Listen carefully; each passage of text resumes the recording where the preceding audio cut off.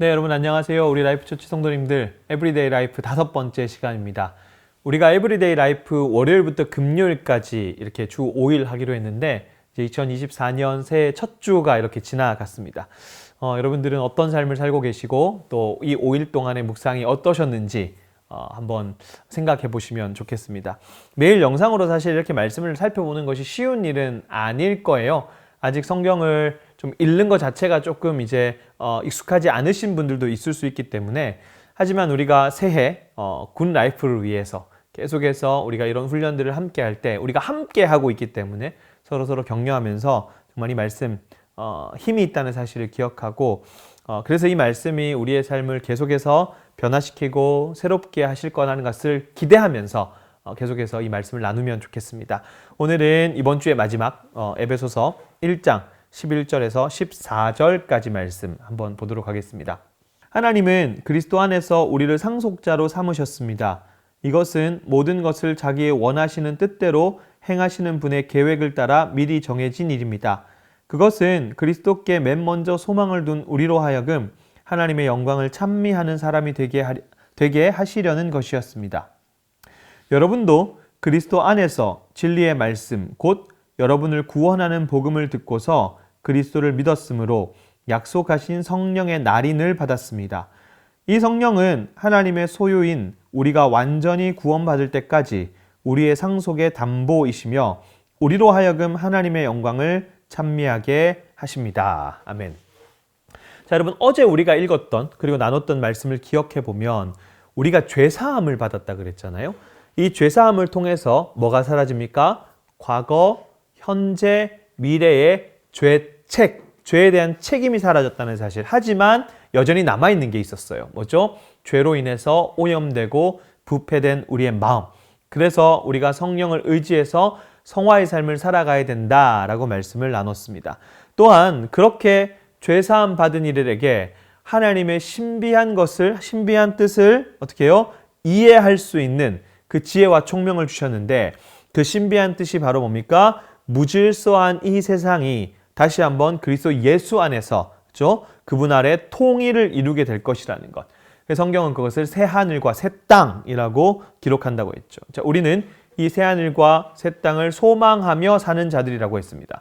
자, 바울은 뒤이어서, 자, 중요합니다. 왜 이 새 하늘과 새 땅이라는 말, 그리고 조화된 세상을 다시 한번 말씀드렸냐 하면, 자, 바울은 뒤이어서 우리에게 1장 11절 말씀을 통해서 하나님은 그리스도 안에서 우리를 뭐 삼으셨습니까? 상속자, 이게 중요하죠. 상속자로 삼으셨습니다. 자, 만물이 통일된 그 새 하늘과 새 땅에 우리가 뭡니까? 들어갈 자라는 거. 상속을 받는다. 그 새 하늘과 새 땅을 상속받는다라고 하는 이 소망의 복음을 바울은 우리에게 전해주고 있습니다. 우리가 그분의 자녀로서 그분이 만들어 놓으신 것, 그분이 창조하신 것을 어떻게 해요? 상속받는 거예요. 우리를 구별하시기 위해서 우리를 선택하셨어요. 우리를 자녀 삼으시기 위해서 예정하셨어요. 자녀가 되었으니까, 그죠? 우리가 또한 당연히 우리에게 뭐가 생깁니까? 상속자의 신분이 생기는 거죠. 상속자로서 그 조화되고 질서 있는 새하늘과 새 땅에 들어가는 은혜를 입게 되었다는 겁니다. 이것을 쉽게 설명하면, 자, 그리스도 안에서 우리가 그분과 연합하고 그분을 믿는 그 믿음으로 구원을 얻고 새롭게 되는 사실. 이것이 바로 믿는 자가 받는 바로 구원의 은혜, 구속의 은혜, 믿는 자가 받는 복, 신령한 복, 기억하시죠? 이제 신령한 복이라고 하는 거죠. 에베소서 1장을 이제 5일째 쭉 묵상을 하고 있는데, 그리스도 안에서, 그리스도를 통해서, 이런 표현들이 굉장히 많이 나와요. 이 표현, 그리스도 안에, 그리스도를 통해, 이게 이제 그리스도를 중심적으로 한 이 에베소서에 나오는 굉장히 중요한 표현입니다. 여러분, 이 표현을 잘 기억하고 묵상을 하면 좋겠어요. 그만큼 우리 인간에게 있어서 정말 중요한 것이 뭐냐면, 이 그리스도 안에 있을 때만, 그리고 이 그리스도를 통해서만 얻을 수 있는 구원이라는 사실을 다시 한번 좀 생각을 하기를 원합니다. 그리고 바울은 우리에게 다시 한번 상기시키죠. 방금 읽은 것처럼 하나님은 그리스도 안에서 그리스도를 통해서, 이것이 결코 우리의 인간의 노력으로 이루어지는 것이 아니라는 사실이고요. 절대 인간의 노력으로 이루어지는 것이 아니라 모든 것이 뭡니까? 자기의 원하시는 뜻. 행하시는 분의 계획. 하나님의 뜻과 하나님의 계획 아래서, 그분의 선택과 그분의 작정 아래서, 그분의 예정 아래서만 이루어지는 일. 저는 오늘 말씀을 통해서 이 이야기를 좀 해드리고 싶었어요. 뭐냐면 우리 라이프처치 가족, 우리 성도님들이 그런 거 있잖아요. 하나님은 우리가 관용적으로 흔히 쓰는 표현 중에 힘이 빠진 사람들을 이빨 빠진 호랑이 혹은 힘이 없는 뒷방 늙은이 이런 표현을 많이 사용하는데 하나님은 그런 분이 아닙니다. 하나님은 이 세상의 주인이시고 자신이 원하시는 뜻대로 행하시는 분입니다. 우리는 우리의 뜻대로 되지 않으면 하나님을 원망하죠. 그럴 수 있어요. 자녀가 부모를 원망하듯. 그런데 우리는 때때로 자꾸자꾸 하나님의 놀라우신 은혜와 사랑만 계속해서 강조하고 이야기하다 보니까 하나님과 우리의 격차를 자꾸 망각하는 경우가 있습니다. 그분은 불완전한 부모님이 아니거든요. 생때 쓰면 마음 바꾸는 분이 아닙니다. 하나님과 우리의 격차를 망각하지 말아야 된다라고 하는 것이 뭐냐 하면 모든 것이 철저하게 그분의 계획하에, 그분의 작정하심 아래, 그분의 설계하에 미리 정하신 대로 움직여 나간다라고 하는 것. 하나님의 이 크심과 한 치 앞도 모르는 우리의 이 격차를 계속해서 우리가 기억하고 묵상하면 좋겠습니다. 이게 계속해서 묵상되지 않았을 때 하나님의 뜻이 잘 이해가 되지 않을 수도 있어요. 우리 생각으로. 하지만 하나님은 끊임없이 우리에게 네 생각과 내 생각이 원래 다르다. 그 큰 격차가 있다라는 걸 계속해서 말씀하셨음에도 불구하고 우리는 이런 격차들을 좀 계속해서 무시하고 망각하는 경우들이 있다. 그러나 성경에서 끊임없이 하나님께서 우리에게 말씀하시는 것은 모든 것이 하나님의 원하시는 뜻대로 행하시는 분의 계획대로 이루어지고 있다라고 하는 것을 우리가 반드시 기억하면 좋겠습니다. 자, 12절을 보시면 그것은 그리스도께 맨 먼저 소망을 둔 우리로 하여금 하나님의 영광을 찬미하는 사람이 되게 하시려는 것이었습니다. 라고 되어 있는데, 자, 맨 먼저 소망을 둔 우리. 맨 먼저 소망을 둔 우리. 자, 이 표현은 누구를 가리키냐면 유대인을 가리킵니다. 하나님은 이스라엘을 선택하시고 하나님의 영광을 찬미하게 하셨죠. 그처럼 13절에 여러분도 라고 되어 있는데, 자, 이거는 바로 이방인을 뜻하죠. 자, 바울의 의도는 그겁니다. 자, 에베소서 1장 12절과 13절을 통해서 이방인과 유대인, 그리고 유대인과 이방인을 그리스도 안에서 차별 없이 복음을 들을 수 있도록 하셨다는 것. 자, 13절 보시면 여러분도 그리스도 안에서 진리의 말씀, 곧 여러분을 구원하는 복음을 듣고서 그리스도를 믿었으므로 라고 되어 있죠. 그러니까 이방인이든 유대인이든 상관없이 차별 없이 이들에게 복음이 주어졌다라고 하는 사실을 말씀하면서 동시에 복음을 듣고서 그리스도를 믿었으므로 약속하신 성령의 날인을 받았다라고 이야기합니다. 성령의 날인. 굉장히 중요한 구절입니다. 우리를 구원하는 복음을 들었어요. 차별 없이 유대인에게나 이방인에게나 모든 사람들이 다 복음을 듣고 그리스도를 믿었습니다. 자, 그러면 우리에게 나타나는 일이 있습니다. 그 뭐냐 하면 약속하신 성령의 날인을 받는 것. 이거 개역 성경에는 뭐라고 표현하냐면 성령의 인을 쳤다라는 표현을 사용합니다. 인을 쳤다. 자, 쉽게 얘기하면 성령으로 도장을 빵 찍었다라는 얘기죠. 여러분, 우리가 어떤 문서에 도장을 찍으면 내가 그 문서를 보증한다라고 하는 뜻이죠. 때로는 내 소유권을 확인하기 위해서 도장을 찍기도 합니다. 고대 사회도 동일합니다. 인을 쳤다, 도장을 찍는다, 날인을 했다. 이 얘기는 뭡니까? 자신의 소유를 지키겠다라고 하는 의지의 표현이었던 거거든요. 그러니까 하나님께서 성령으로 우리에게 날인하셨다, 인을 치셨다. 이것은 우리가 하나님의 소유라는 뜻입니다.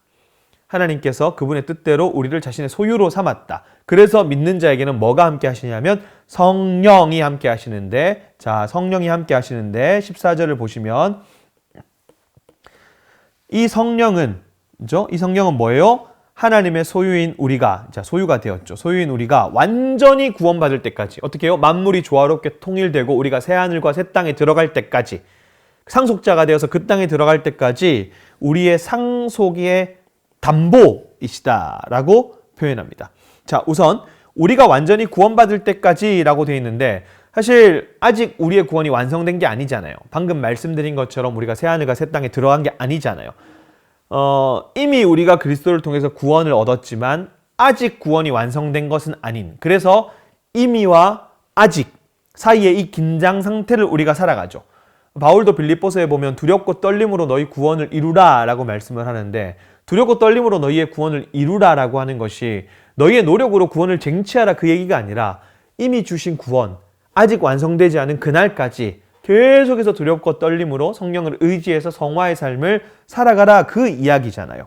자, 이 이미와 아직 사이의 긴장 상태를 우리 힘으로 살아갈 수 없기 때문에, 죄의 오염, 그런 부패함들이 나를 가만히 내버려두지 않기 때문에 이 성령이 뭡니까? 상속의 담보가 되어서 우리를 계속해서 지켜주신다. 요 얘기입니다. 이 성령은 상속의 담보, 즉 우리가 하나님의 자녀라고 하는 증거가 되는 것이죠. 그래서 우리의 삶에서 죄의 오염성과 부패함들을 계속해서 거스를 수 있는 능력과 힘을 주시는 분. 죄책은 사라졌지만 여전히 남아있는 이 부패함과 후패함이라고 표현하기도 하고, 마음이 어두워진 것, 이 모든 것들을 계속해서 거스를 수 있는, 죄와 싸울 수 있는 힘과 용기를 끊임없이 우리에게 공급해 주시는 분, 그것이 바로 우리 안에 있는 성령께서 하시는 일이라는 사실을 우리가 기억하면서, 그렇게 할 때 우리에게 나타나는 갈라디아서 말씀에 나오는 성령의 9가지 열매, 사랑, 희락, 화평, 오래 참음, 자비, 양선, 충성, 온유, 절제라고 하는 이 9가지 열매가 우리에게 조금씩 나타나고 열매 맺기 시작한다는 것. 또한 우리의 부패한 본성으로 하나님을 사랑할 수 없을 때 하나님을 사랑하게 만들고, 이해할 수 없는 하나님의 신비를, 하나님의 뜻을 지혜와 총명을 통해서 알게 되고, 그를 통해 하나님의 영광을 드러내고 찬미하게 하신다. 이 구절이 바울이 오늘 우리에게 이야기하고 있는 바로 그 뜻이라고 하는 것을 우리가 생각하면 좋겠습니다. 우리 라이프처치 성도님들, 오늘 하루를 살아낼 때 우리가 예수 그리스도를 믿음으로 얻게 되는 이 성령, 그렇죠? 성령. 이 성령 하나님의 역사를 구하기를 소원하고요. 이미와 아직의 그 긴장 상태를 우리가 살아가지만 우리가 상속자라고 하는 사실을 기억하고, 우리가 들어갈 땅이 있다, 우리가 상속받을 것이 있다라고 하는 것을 소망하는 가운데 오늘 하루를 살아낼 수 있는 저와 여러분 되기를 간절히 소원합니다. 기도하겠습니다. 하나님, 우리는 하나님의 뜻을 다 알 수 없습니다. 하나님께서는 우리의 생각을 넘어서 일하는 분이시며 우리를 만드신 완전한 주인이심을 믿음으로 고백합니다. 그 하나님께서 하나님의 뜻으로 우리를 선택하시고 우리를 상속자로 삼아주시니 감사합니다. 그리하여 우리에게 그리스도를 믿음으로 고백하게 하시고 이것을 성령으로 보증하여 주시니 또한 감사합니다. 우리가 하나님의 소유물이요 자녀답게 우리가 완전히 서는 그날까지 두렵고 떨림으로 우리의 구원을 완성해 나갈 수 있도록 우리의 삶을 붙들어 주시옵소서. 이미와 아직의 이 긴장 상태를 살아가면서 성령으로 인친 자답게 날마다 성령의 열매를 맺으며 살아갈 수 있는 우리의 삶이 될 수 있도록, 우리 라이프처치 가족들이 될 수 있도록 주님 함께하여 주시옵소서. 감사드리며 예수님의 이름으로 기도합니다. 아멘.